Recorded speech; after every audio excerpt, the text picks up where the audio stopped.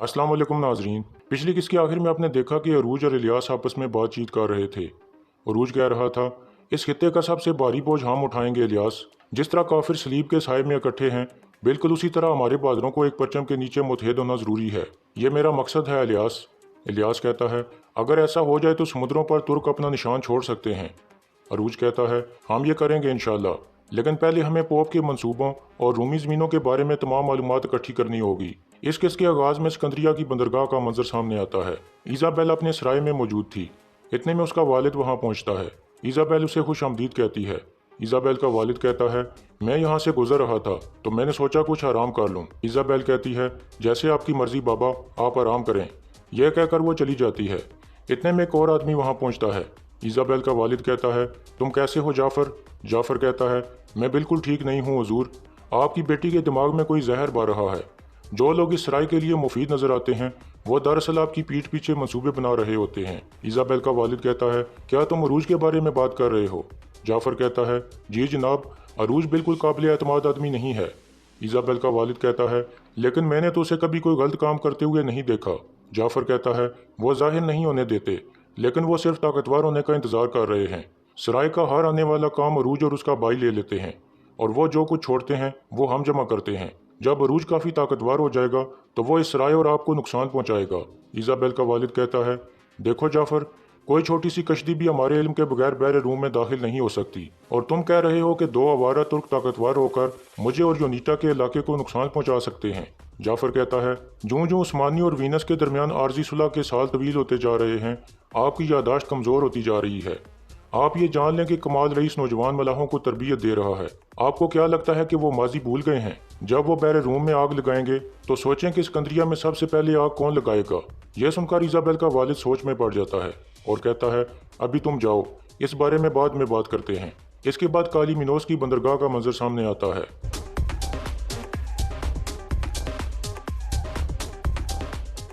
Pietro अपने महल में मौजूद था और कुछ इलाकों के नाम लेकर कह रहा था, मैंने इनके राजों के बारे में जानने के लिए पूरे बहरे रूम को खून में ढक दिया, लेकिन हम सिकंदरिया तक नहीं पहुंच सके। पेत्रो का खास आदमी कहता है, लेकिन हम बहुत आगे आ चुके हैं। आप कह रहे थे कि यह बड़ी ताकत आसानी से हासिल नहीं हो सकती। पेत्रो कहता है, मैं जानता था कि यह आसान नहीं होगा, लेकिन हम काफ़ी करीब पहुंच चुके हैं डीगो। जब वो अजीम ताकत हमारे हाथ में होगी तो सब कुछ मुख्तलिफ हो जाएगा। मैं सिर्फ एक मामूली कातिल नहीं रहूँगा। मैं बोर्गिया ख़ानदान के पालतू जानवर और उनका छोटा सा नौकर नहीं रहूँगा। मैं हमारे मुकद्दस बाप की बेटी लुक्रेजिया के लायक शोहर बन जाऊँगा। इतने में पेत्रो का कमांडर अंदर दाखिल होकर कहता है, जनाब, जिस ग्रोह की आप तवक्को कर रहे थे वो कास्तीला से यहाँ पहुँच गए हैं।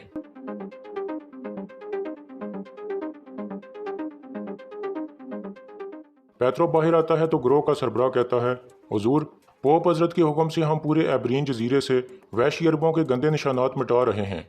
पेत्रो पूछता है, तुम कितने संदूक लाए हो? आदमी कहता है, 50 संदूक। फिर वो पेत्रो को एक जंगी टोपी देता है। पेत्रो कहता है, सदियों का कब्जा एक दिन में तबाह हो गया और उनकी बकिया जात सिर्फ 50 संदूक हैं। जब हम इन वैश्यों को सहराओं में भेज देंगे जहाँ से इनका ताल्लुक है, तो उनके पास सिर्फ ये टोपी रह जाएगी। यह कहकर वो टोपी को हवा में फेंक देता है। फिर पेत्रो कहता है, हमारे दोस्तों के लिए तोहफा ले आओ। यह सुनकर कुछ आदमी 2 संदूक लेकर बाहर आ जाते हैं जो सोने के सिक्कों से भरे हुए थे। इसके बाद पेत्रो कहता है, यह सोना तुम्हारी अगली मुहिम की सरमायाकारी है। ग्रोह का सरबराह पूछता है, हमने अगला हमला कहाँ करना है जनाब? पेत्रो कहता है, उनको आसमानवी ज़मीनों से निकालना काफ़ी नहीं है। अब वो हमारे साहिलों के बिल्कुल करीब आबाद हो रहे हैं। वो वहाँ मुनज़्ज़म हो रहे हैं और एक दिन वापस आकर इंतकाम लेने के ख्वाब देख रहे हैं। एक वैशी को बदला लेने से रोकने का सिर्फ एक ही तरीका है, और वो है उसे कत्ल करके। वो कभी सुकून से नहीं सोएंगे और कभी वापस आने का ख्वाब नहीं देखेंगे। हम उन्हें बहरे रूम के समुद्र की सबसे निचली सतह में दफन करेंगे। इसके बाद मदलीली के साहिल का मंजर सामने आता है। एक लड़का खिजर को कह रहा था, नहीं खिजर, मैं तुम्हें यह कश्ती नहीं दे सकता। इसहाक आगा मुझे मार देंगे। मैं उन्हें क्या जवाब दूंगा? खिजर कहता है, मुझे तुम्हारी मदद की ज़रूरत है नीको। तुम्हें इसहाक आगा की तवज्जो हटानी होगी। अगर उन्होंने पूछा तो तुम कहना कि मुझे देखा ही नहीं। नीको कहता है, यह क्या है? क्या तुम अपने साथ बंदूकें लेकर जा रहे हो? तुम किसी खतरे की तरफ जा रहे हो। मैं भी तुम्हारे साथ चलता हूँ। खिजर कहता है, हाँ यह खतरनाक है, इसी वजह से मैं तुम्हें नहीं ले जा सकता नीको। इसके बाद खिजर कश्ती में सवार हो जाता है और कहता है, जहाद मुबारक हो मेरे भाई नीको। यह कहकर वो रवाना हो जाता है। दूसरी तरफ एक तबीबा जिसका नाम जैनब था, वो एक बहरी जहाज में सवार थी और एक बीमार बच्चे के लिए दवा लेने जा रही थी। इतने में एक आदमी उसके पास आकर कहता है, मुसलमान लड़कियां बहुत खूबसूरत होती हैं, डरो मत, मैं एक अच्छा आदमी हूँ। फिर वो उसका हाथ पकड़ने की कोशिश करता है तो ज़ैनब बहुत गुस्से में आ जाती है, लेकिन वो आदमी बाज नहीं आता और दोबारा उसका बाजू पकड़ने की कोशिश करता है तो ज़ैनब उसे एक थप्पड़ मार देती है और कहती है, मुझसे दूर रहो। इतने में कुछ लोग भी जमा हो जाते हैं। ज़ैनब की साथी लड़की भी आ जाती है और पूछती है, क्या हुआ ज़ैनब? ज़ैनब कहती है, किसी ने सवाल पूछा और मैंने ज़रूरी जवाब दे दिया। दूसरी तरफ मदलीली में इसहाक नीको से पूछता है, क्या तुमने खिज़र को देखा? नीको कहता है, नहीं आगा, मैंने नहीं देखा। क्या वो यहाँ नहीं है? इसहाक कहता है, वो सुबह आने वाला था लेकिन वो अभी तक नहीं आया। अगर तुम्हें कोई मालूमात मिले तो मुझे बता देना। नीको कहता है, ठीक है आगा, ज़रूर बताऊंगा। यह कहकर नीको वहाँ से चला जाता है। दूसरी तरफ सिकंदरिया में इज़ाबेल बाजार से कुछ खरीदारी कर रही थी। इतने में उसका खास नौकर आकर कहता है, एक खबर आई है इज़ाबेल, पता नहीं अच्छी है या बुरी। अरूज आ रहा था लेकिन रास्ते में उन पर हमला हो गया। हमला कज़ाकों ने किया था लेकिन वो नाकाम हो गए। अरूज ने कज़ाकों के जिस सरबराह को मारा है उसका भाई एक डाकू है जिसका नाम अंतुआन है। इज़ाबेल कहती है, पोसाइडन, यह बात हमारे दरमियान ही रहनी चाहिए। दूसरी तरफ अरूज का काफिला अपनी मंजिल पर पहुंच गया था। अरूज उस आदमी को कहता है, लगता है यहाँ से हमारे रास्ते अलग होंगे हायराबे, बाकी अल्लाह पर है। फिर वो दोनों गले मिलते हैं। हायराबे कहता है, अल्लाह के हवाले। फिर अरूज और इलियास आगे बढ़ते हैं तो एक शख्स कहता है, हमने सुना है कि आप एक जालिम काफिर से लड़े और मुसलमानों के चेहरों पर खुशी लाए। अगर आप इजाज़त दें तो सिकंदरिया के नौजवान आपके लिए एक शो पेश करना चाहते हैं। अरूज कहता है, आपका शुक्रिया। फिर कुछ नौजवान रक्स करने लगते हैं।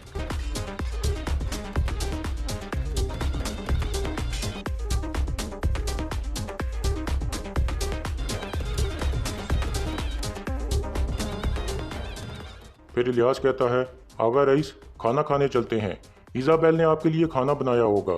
अरूज कहता है, नहीं, मैं घर जाऊंगा इलियास, दिस्पीना मेरा इंतज़ार कर रही होगी। इसके बाद अरूज नौजवानों का शुक्रिया अदा करके आगे बढ़ जाता है। इसके बाद रात का वक्त हो जाता है। इज़ाबेल के सराय में इलियास कुछ लड़कियों को कज़ाकों के हमले का वाक़या सुना रहा था। इतने में इज़ाबेल आकर पूछती है, इलियास, अरूज आगा कहाँ हैं? इलियास कहता है, वो यहाँ नहीं है, वो सीधा अपने घर चले गए थे। इज़ाबेल कहती है, तो वो सीधा घर चले गए। मैं सोच रही थी कि अगर सफ़र में कोई हादसा हुआ तो हम उसके बारे में बात करेंगे। इलियास कहता है, ये एक कड़वा सच है इज़ाबेल, बाबा अरूज जिनकी वजह से दरिया कांप उठता है वो दिस्पीना से डरते हैं, लेकिन आप सफ़र के बारे में मुझसे भी पूछ सकती हैं। इज़ाबेल कहती है, कोई ज़रूरत नहीं।